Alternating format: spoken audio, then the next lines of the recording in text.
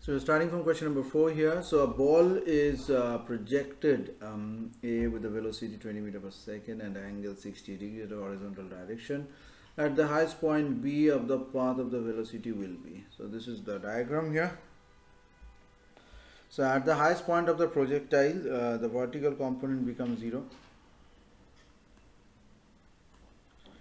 Now when it becomes 0, so this will be, velocity becomes 0. So we can say that at the point V equal to 20 cos 60, cos 60 is a half, so 10 meter per second. So answer to this is 2. A uniform electric field and a uniform magnetic field is here. Okay, now what is happening? Velocity pointed along the direction of the fields of the electrons. So here, given the condition here, so that this electron is coming like this is a velocity, this is E0 and this is B0. So force due to magnetic field is given by Fm QV B sin theta.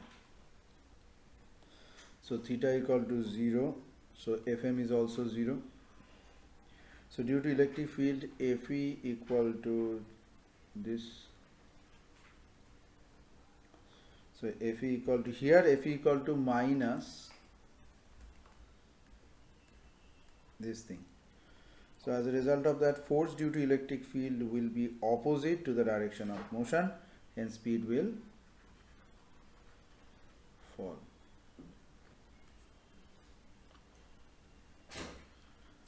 Question number 6. A certain wire has a resistance is this given, and the diameter.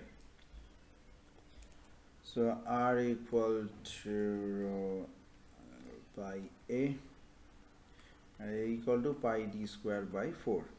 So 81 equal to rho into L pi by 4 d square, and that's rho L pi by 4 3d whole square.